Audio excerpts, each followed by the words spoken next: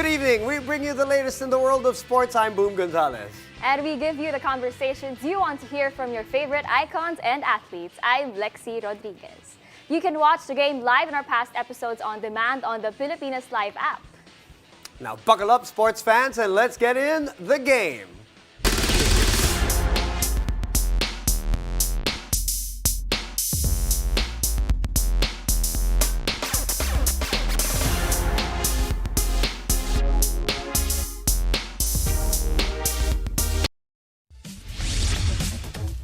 Well, it's a literal race until the very end in the UAAP Season 86 men's basketball tournament. Now, as the fourth spot in the Final Four is still up for grabs for Ateneo and Adamson. And not only that, even the top two seeds are still waiting for a final decision as UP and UN La Salle have their last chance to take it this weekend. Now, joining us to break down the all-important matchups happening this weekend is UAAP analyst Diego Dario.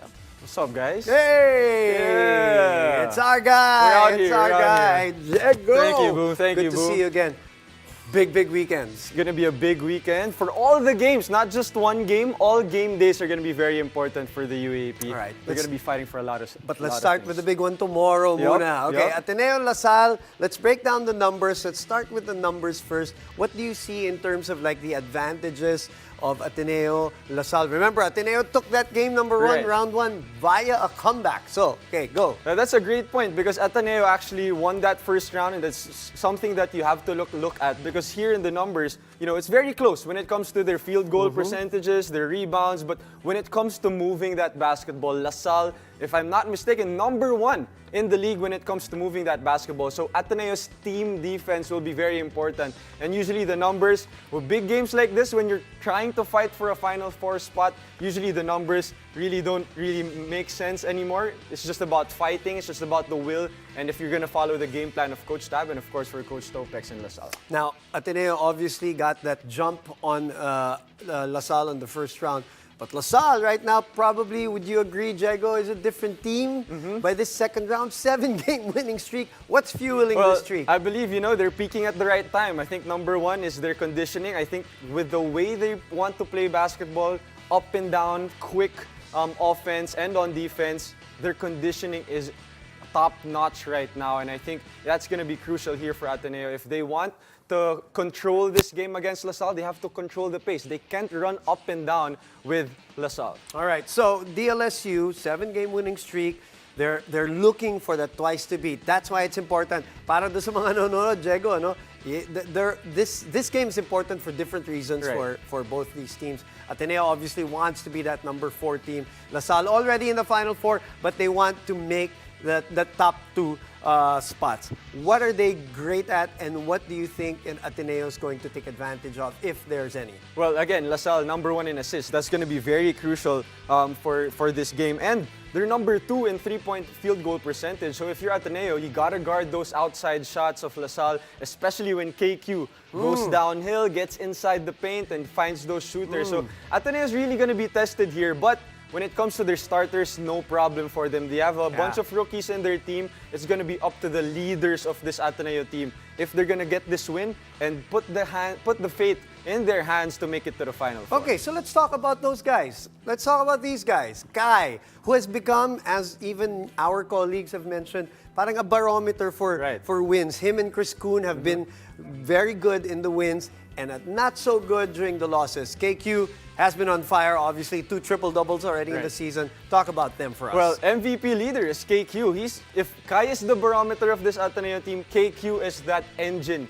that pushes this La Salle team forward. So I'm not looking at the numbers here when it comes to the matchups. Okay. Obviously, KQ is going to be, he's the number 1 in MVP. So stats-wise, he's going to be leading Kai Balungay. But Kai Balungay, I believe, should get the task and responsibility of trying to stop KQ, trying to limit his touches, maybe trying to be physical on him, because I think height-wise, length-wise, Kai Balungay has the tools to try and stop KQ and to finally make it to the Final Four. Okay, but at the end of the day, Diego, it's Ateneo versus La Salle. Whether they're fighting for anything, positioning, this is going to be a big one.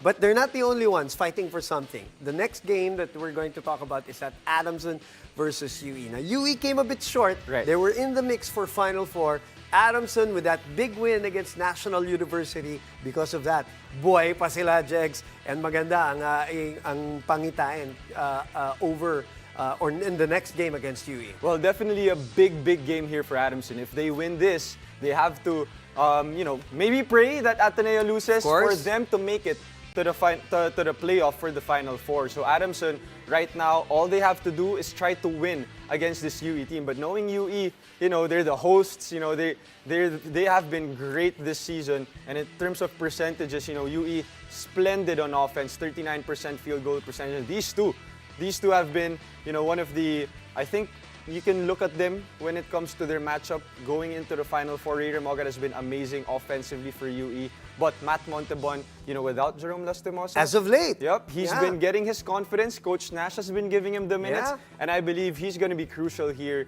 against UE if they want to at least have that chance for the playoff. And he did say in the previous game, he loves the big games. Right. And this is going to be big. But if Ateneo wins, by the way, Adamson is out. If Ateneo loses, Adamson has to win against Remo Goat. Remo Goat, And the basically. UE Red Warriors.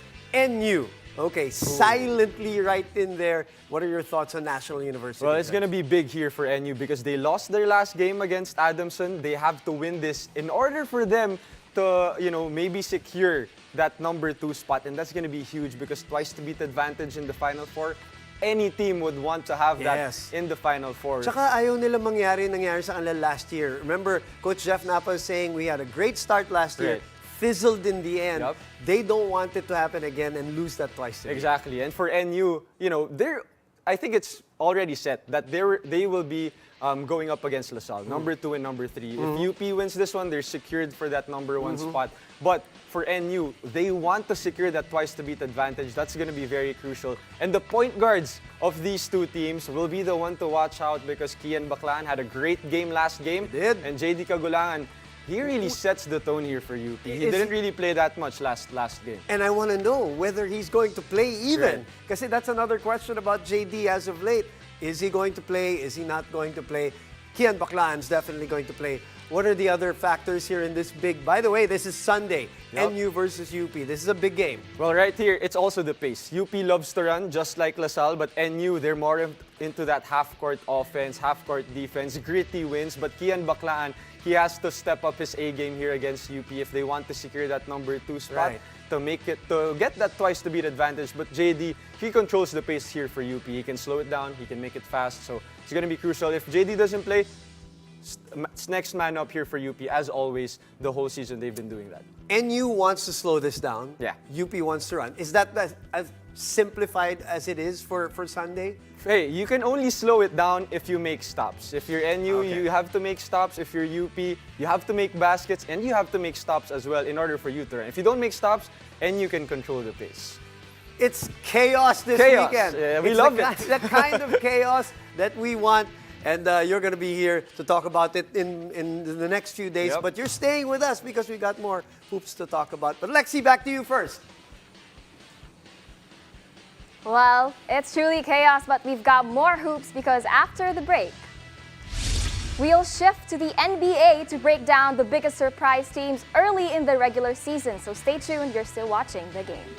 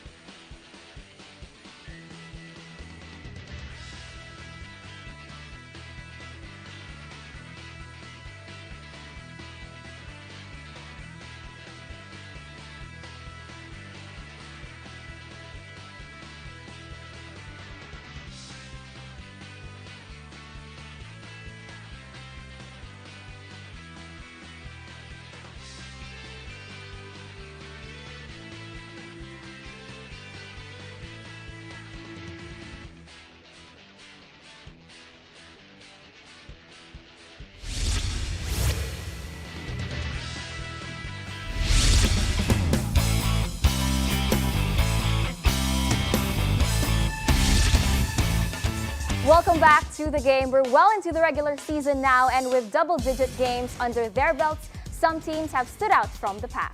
Now let's turn it over to Room and NBA Philippines All-Star analyst Diego Dario for the biggest surprise teams early into the season. Thank you very much, Lexi. And that is the key word right there, surprise. Surprise, yep. Surprise, we're back.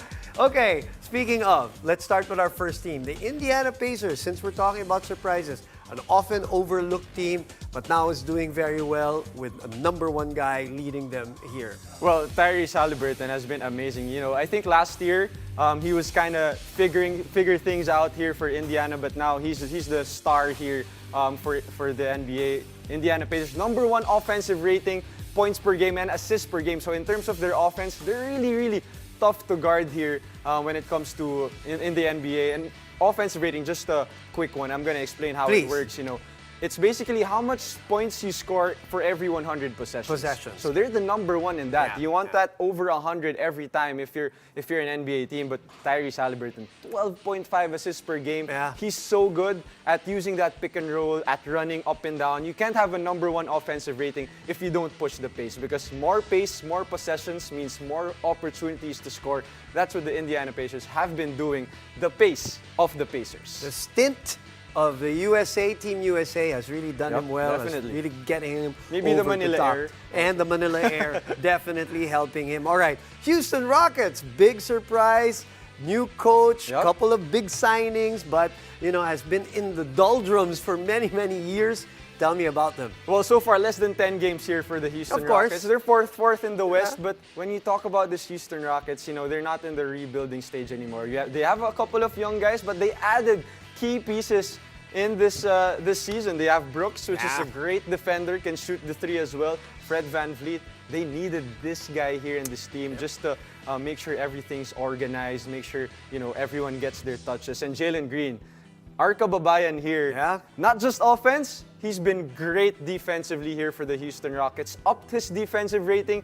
I talked about the offensive rating earlier. For every 100 possessions, defensive rating naman, how much do you give up for every 100 possessions? And they're 4th right now in the NBA, so that's the reason why they have a 6-3 record. It's their defense. Okay, small sample size, so we don't want to overreact. Yep. But that's what we do on the show. We overreact. Exactly. That's what makes it exciting. So, are we going to overreact on the LA Clippers slump right now? And who's at fault, Diego? I think, 6-game losing streak since the Harden trade. I don't think it's a surprise here because, you put in a new piece. A piece that needs the ball together with Paul George and Kawhi Leonard. You would think they're all-stars, they're superstars. They should be winning games right now. But James Harden, you can't just plug and play James Harden to any team. And I think with this kind of a setup for them, Harden, Kawhi, and PG, I don't think they're going to score 20 points per game, all of them every game. Right. I think they're going to figure out who's guarding me. If let's say a weaker defender is guarding Kawhi Leonard, then go to work. Right. If a weaker defender is guarding Harden, he's gonna have to go to work. But it's not gonna be an equal opportunity offense here for the Clippers. And we will talk about James Harden some other time. Hopefully, we'll have a separate positively, segment. I don't know, but we'll see. The Miami Heat, I was watching their game today. I think they're on a 7-game winning streak. They're 2-0 in the in-season tournament also.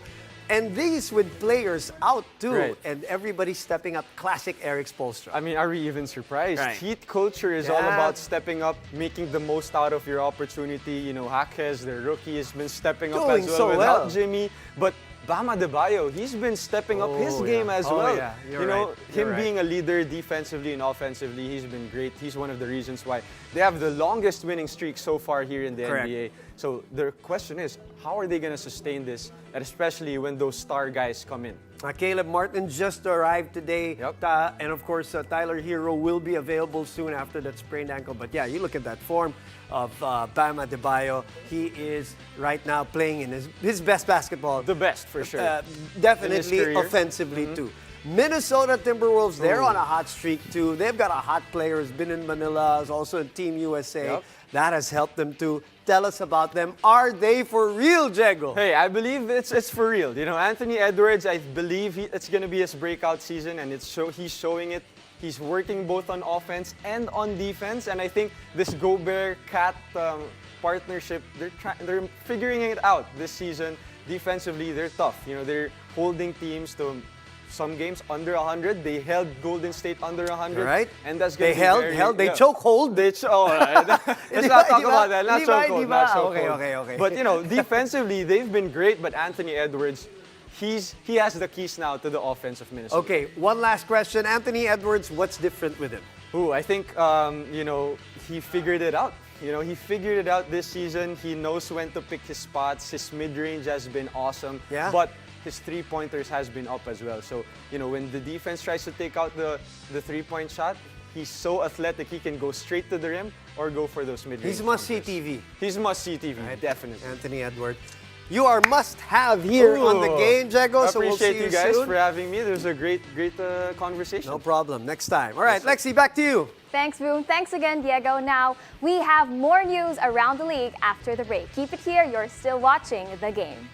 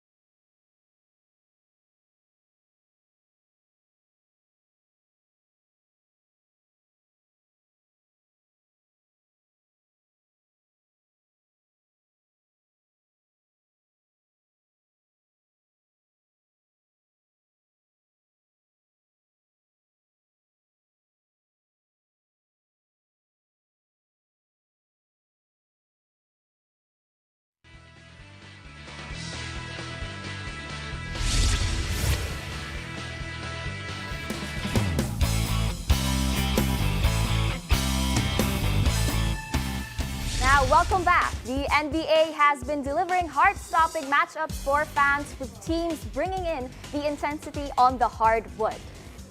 Now, the Oklahoma City Thunder emerged victorious over the Golden State Warriors, dealing a blow to the short-handed squad with a convincing 128-109 win. Isaiah Joe had a perfect 7 for 7 from beyond the arc, gaining a season-high 23 points, while Shea Gilgeous Alexander contributed 24 points and 7 assists. Now, the Warriors, on the other hand, missing their top scorer Stephen Curry for the second consecutive game, faced a challenging night and now hold a 1-5 record this season. Meanwhile, it was Jimmy Butler who took charge in a clash between the Brooklyn Nets and the Miami Heat. The Heat then extended their current winning streak to 7, making it the longest active streak in the NBA. Now, Duncan Robinson also chipped in with 26 points, while Bam Adebayo contributed 20 points as the Heat continued their trend of winning all 7 games by single-digit margins. Now, you can catch the games live and our show live on demand on the Filipinas Live app for just 149 pesos a month. Thank you for joining us. I am Lexi Rodriguez. And I'm Boom Gonzalez. Happy weekend. This has been The Game.